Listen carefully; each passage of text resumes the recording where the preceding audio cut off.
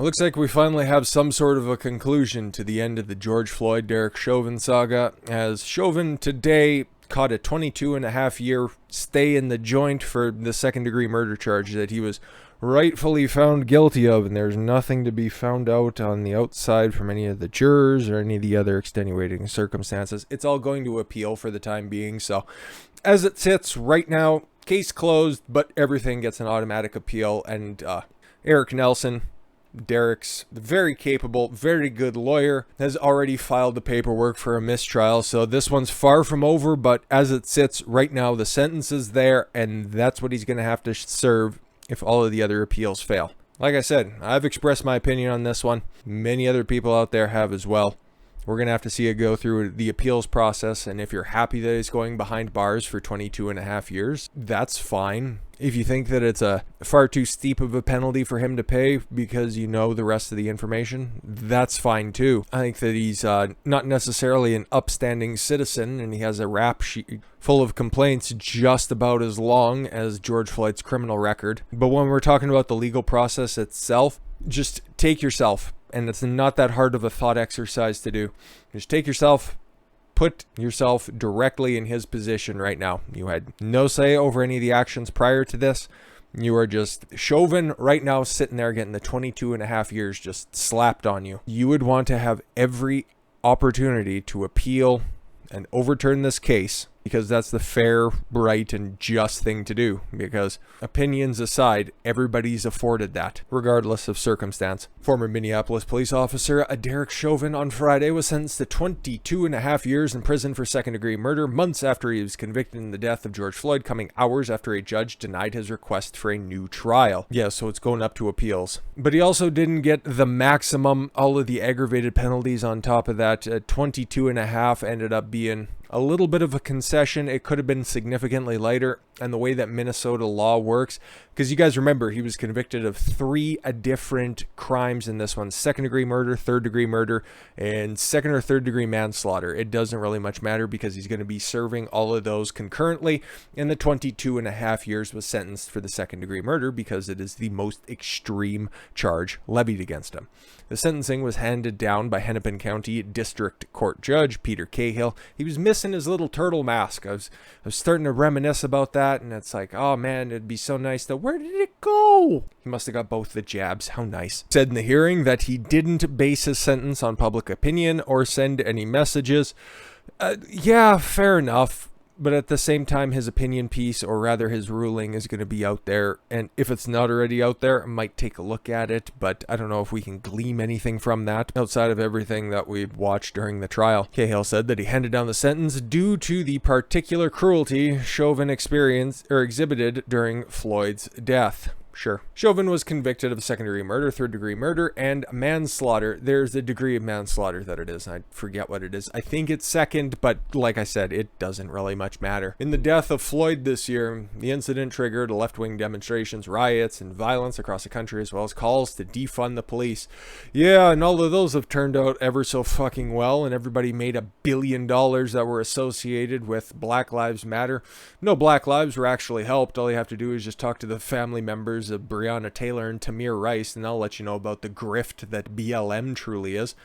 And you would think that, okay, justice has been served, the process will run its course, and at the end of the day, yeah, okay, he was convicted, he killed George Floyd, wink wink, nudge nudge, but I don't know, I can't really see if anybody's going to be rioting or burning things down tonight, but it's nice outside, and it's fucking hot up here. Okay, just a little bit of an aside, a little bit of a tangent. It's going to be upwards of 40 fucking degrees in Grand Prairie, which is a record, which is something I haven't experienced since I was in Dallas in 2014. So yeah, I'm just getting a little anxious, worried. Well, not really worried, but we're not really even that anxious. I'm just, getting a little concerned about how the fuck I'm going to be keeping the DKS studios nice and cool to do these recording sessions and editing binges. So people are going to want to be outside, and they'll take any excuse to, I don't know, get some new shoes or a new fucking coat, if you know what I mean. So just kind of pay attention. But the only people, like I was saying, who benefit off this, okay, yeah, is Floyd's family, who definitely really cared about the drug addict criminal.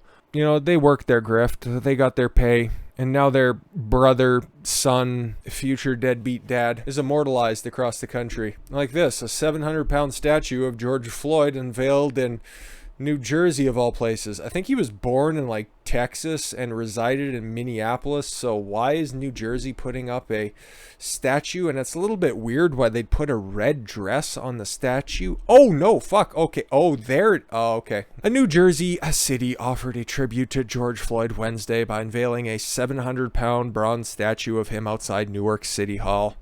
Thank you for your service, Mayor Raz Baraka.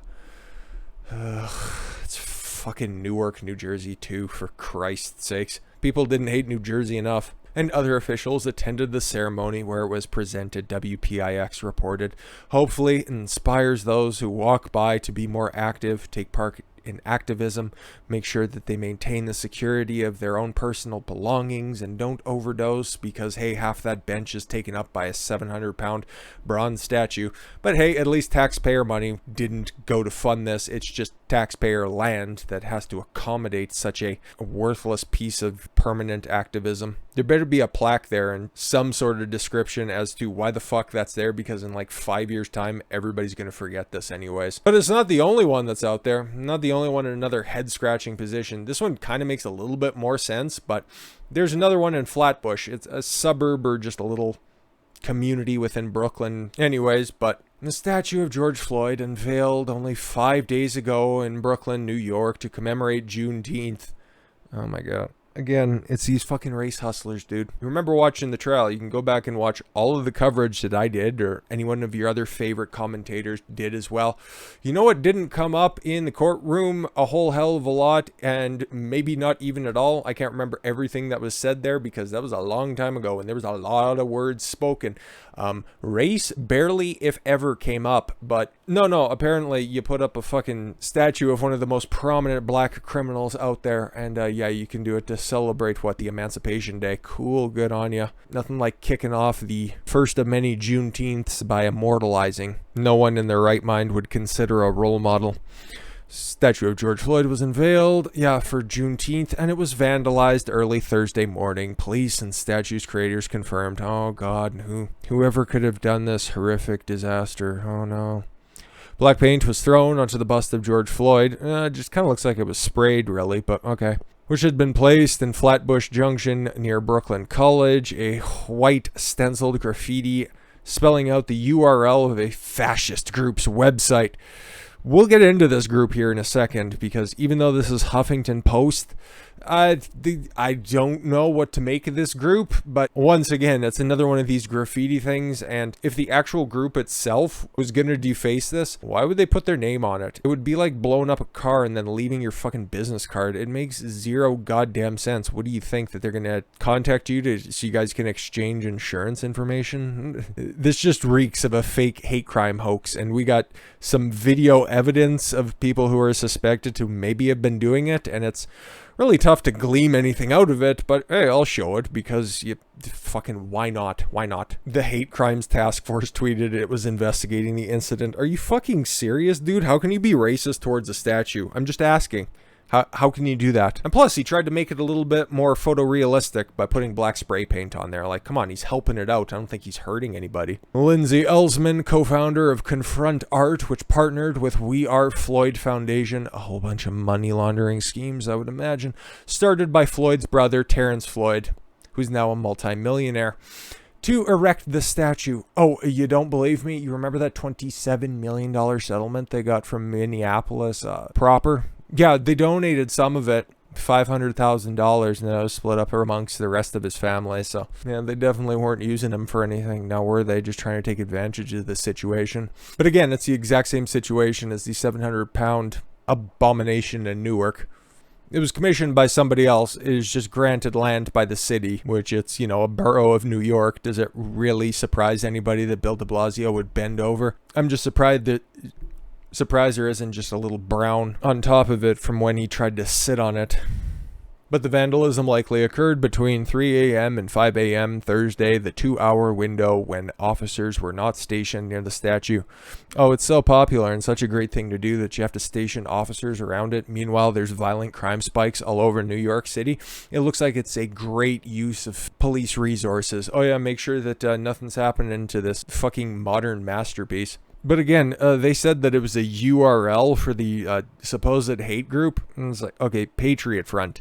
I know I've heard the name, I just don't know what the fuck they're all about. And again, I think that this just reeks of a fake hate crime, because when was the last time one of these vandalization tiffs didn't come out to be, oh yeah, no, this one was totally 100% staged.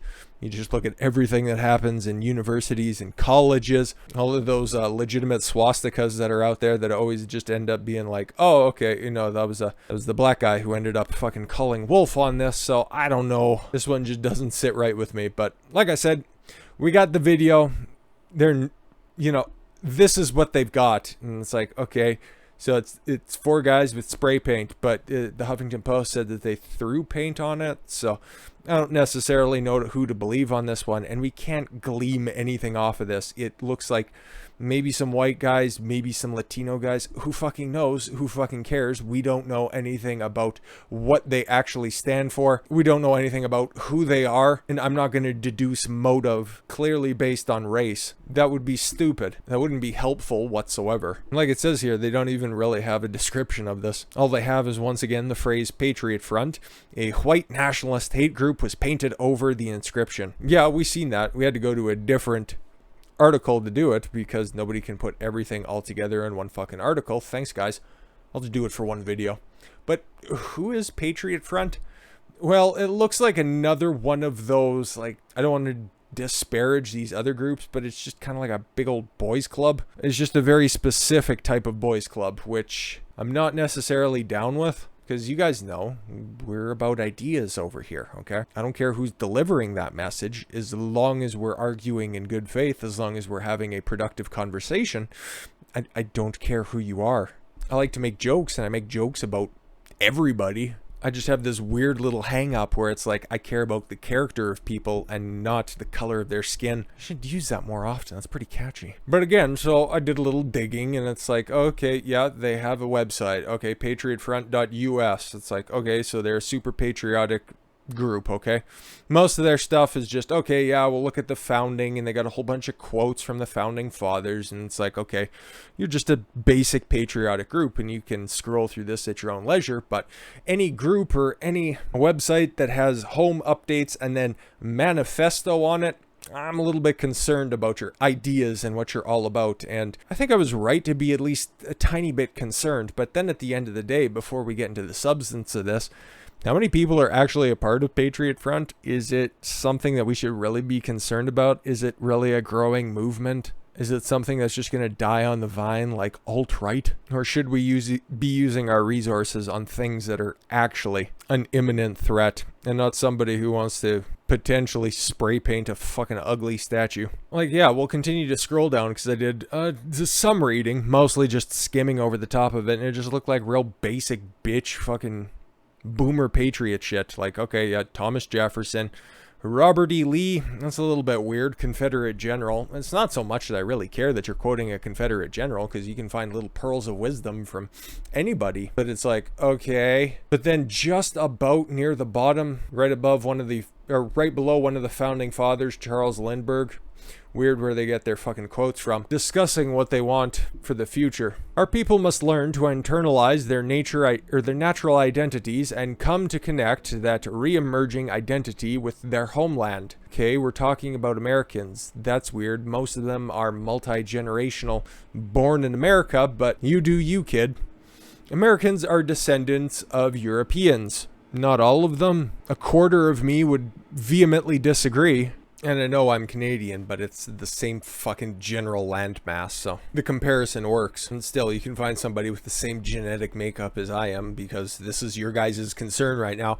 Normally, we wouldn't bring it up, and normally it would have zero substance as to what we're addressing, but hey, you want to hit on the topics, we'll just go ahead and continue to do it. But at the same time, they are not European, okay? This nation is unique in its newly realized pan-European identity, which has allowed it to succeed. I think that there are a multitude of reasons as to why the nation succeeds, not because the people who make it up during its founding came from Europe. I think taking the ideas from Europe are very successful. At the same time, refining them to make the country great, that was probably what allowed it to succeed in the long term. I think that this is a really basic bitch interpretation. And at the same time, you could go to just about every other Black Power type site that would talk about the benefits of a Pan-African society. So what I see this is just another one of the halves of the horseshoe theory, right? Because you got Black Lives Matter potentially burning everything down tonight, or at least over the weekend. Who knows? That's always a lingering threat, at least over the past year and a half. And then you got these guys on the other side who are just advocating for a white ethno-state. It's fucking stupid, dude. But yeah, at the same time, this all just seems a little bit too convenient that this group gets brought up because, I don't know, maybe you couldn't find a fucking Proud Boy stencil, that you just wanted to drag some more new people into this. I don't buy it until you can prove it, and there's going to be many more opportunities because those are just two of the many, many George Floyd statues that are out there, hilariously enough. But we talked about vandalism. Now let's talk about some destruction and some collapses that have been happening recently that are actually tragic and not just a cover-up for an overdose. I thank you all very much for the gift of your time. I've been Don Consuelo. I want you to follow your gut and get after it. Take care, everyone.